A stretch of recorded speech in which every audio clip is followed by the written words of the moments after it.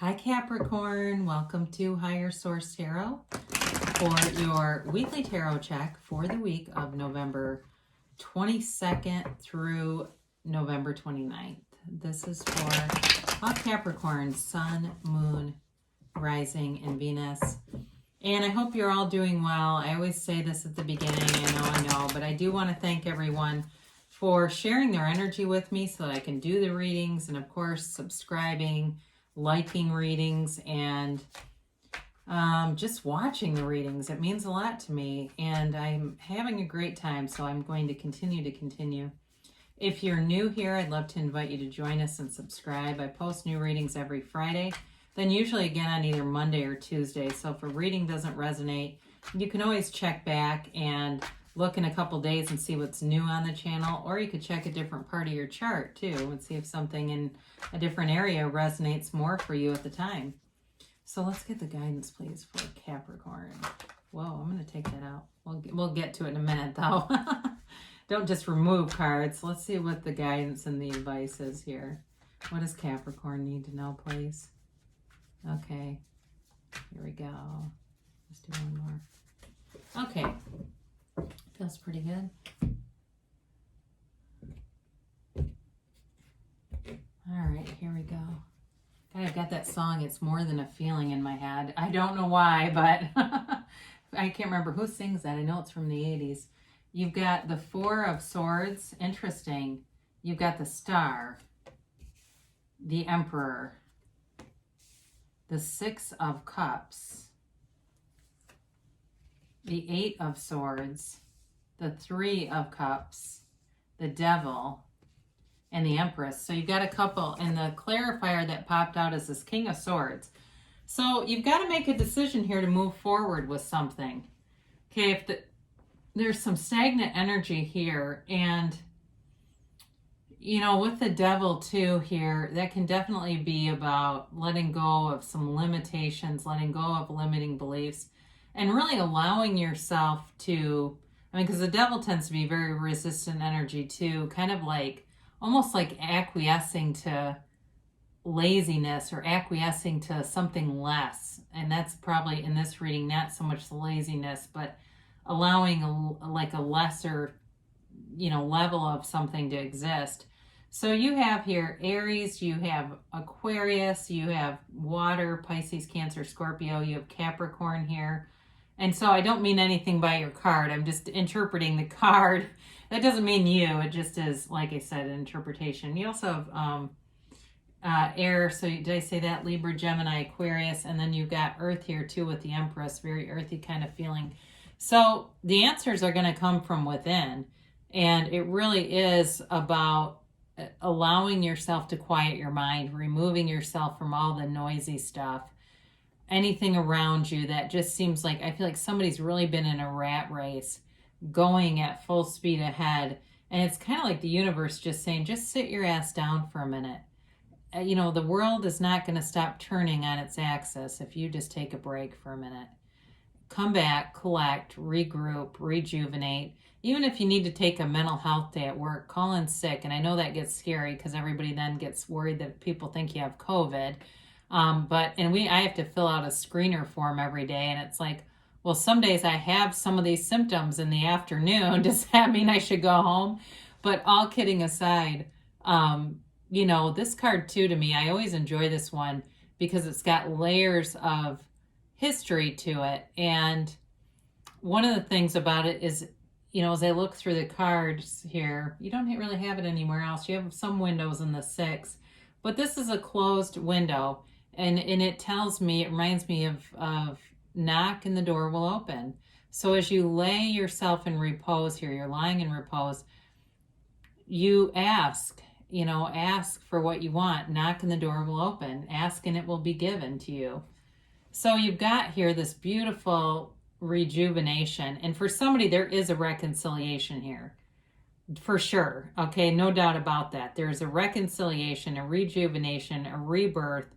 And the relationship's different the second time, but it's really about kicking the Eight of Swords and the Devil out of the picture.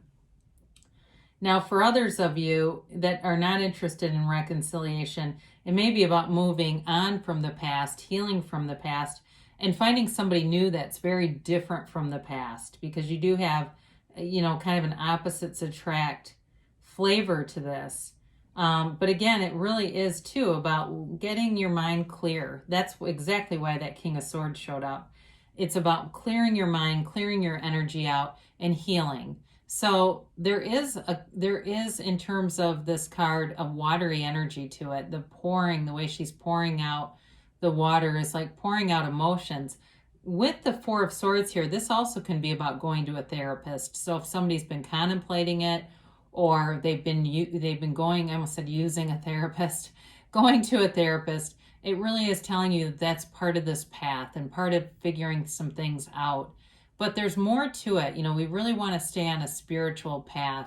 And even though therapy is a great tool, I'm certainly not knocking it. But really ultimately is about being aligned with our source. And sometimes that's how we do it. We get into alignment through the use of therapy.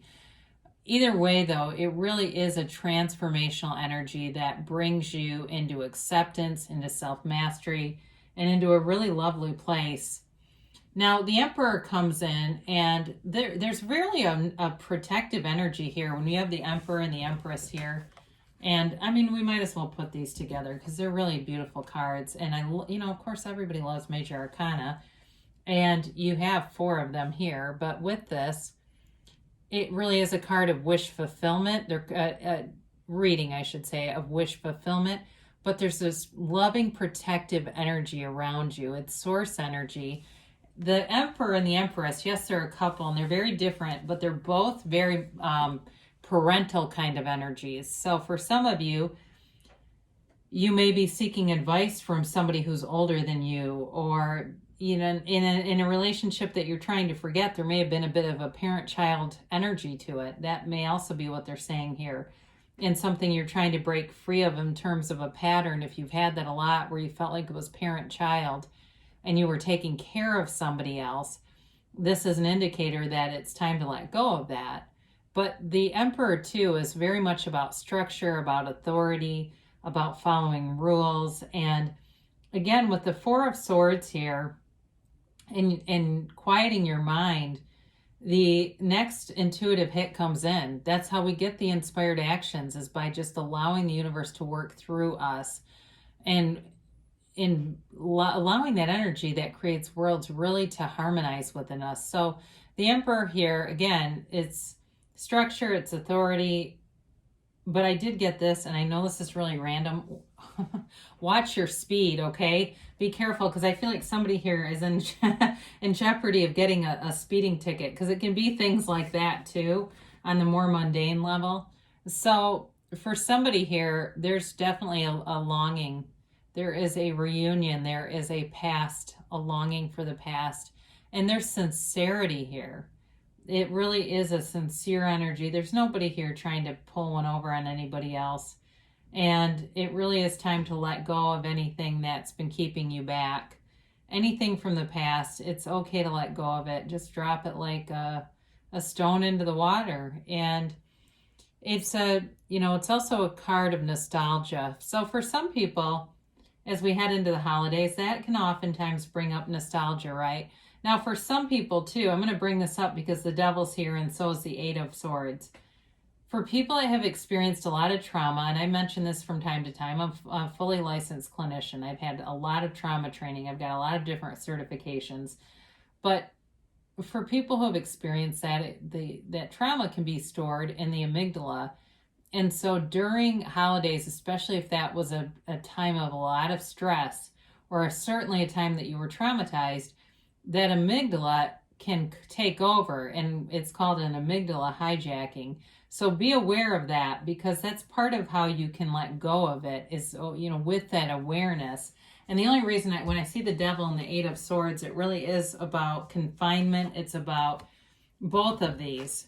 The shackles here are very loosely around the necks, but they're chained to this repetitive pattern. They're chained to something that's toxic. They're chained to something when they could have more, because these characters are also featured in The Lovers. So that positive energy of the Lovers, it takes on a dark quality here. And it's really about our shadow self. It's also, too, about not being all that we could be with these two together.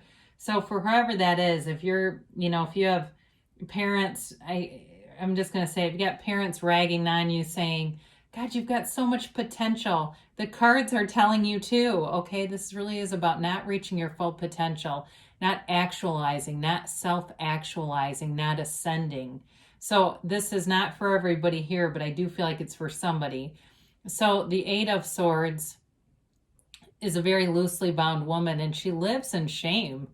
And again, that really resonates here for whoever that is, because there's like this shameful quality of it. Like, well, you could be doing this, but you're not. And so it makes it like this vicious cycle of not feeling worthy, not feeling good, and then hearing these messages replayed again and again. Okay, so just be kind of aware of that, because you can step away from it anytime. It's a self-imposed prison, and you're free to leave. You really are free to leave. And I know that's hard. I understand it. I mean, I've had a lot of trauma in my life too. And so I understand when we say, but the brain and the subconscious has that stuff stored. It's our own human condition and the quality of the ego that we tend to lean into believing fearful thoughts or disbelief, or that things will be difficult, so much easier than we believe that we're meant to have abundance. We're meant to thrive in this world. We're meant to be put here to seek joy.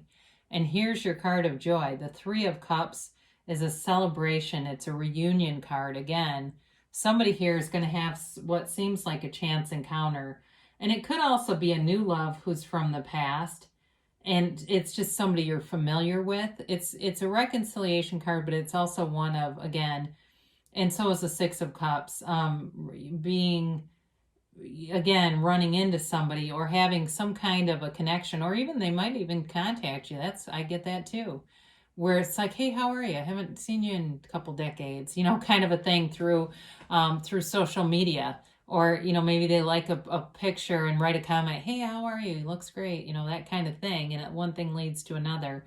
So with this Three of Cups, appreciate, appreciate, appreciate. And that will build such momentum for you that things will be unfolding, and it's going to feel so easy. This is a card of ease. It's a card of appreciation. There's no struggle here. This is a card of joy and attainment. And of course, we mentioned the Empress. I'm going to skip over the Devil because we gave that, I think, enough time. Although I mentioned this too. I didn't talk about this, but I'm going to show this for you for a minute. This can also be a card of, for those of you that are trying to break out of a cycle, it can also be a card of using sex to manipulate. So be aware of that. This is like a phallic symbol. And I don't know if somebody has manipulated somebody here for money. It's also, the symbol's also like, again, it falls right into that not using your full potential. So I think we've harped on that enough, haven't we? Somebody's going to say, you sound just like my Aunt Dolores. But anyway, you've got the Empress here, and this is the mother of the tarot. And I do feel like there's a maternal energy over this reading. And it's lovely. It's not really a negative at all. This is a beautiful card. She's ruled by Venus. She's the female creator of the material world, and it's you attracting abundance. So for some of you, in terms of material wealth and gains, you've got money coming in, and it does feel like you've got more than enough showing up here. It's also, of course, a card of fertility. So for some of you, you've got children pictured here. And if you've had some heartache over fertility, she brings in repair. She brings in children too. So the Empress is really an energy about being cared for, being loved, and the greatest or best way to do that is to show love. Coming from that high vibrational place of love attracts, attracts, attracts. So it's really a beautiful reading. And I do like to see you showing up here, even though the card tends to be about, again, about reaching for our most potential in things and toxicity. It still is still representative of your sign. So I think it's important when it does show up. So we do have, we've got a solid reading here. Let's see a timeline here for Capricorn, please. And a yes, no, maybe.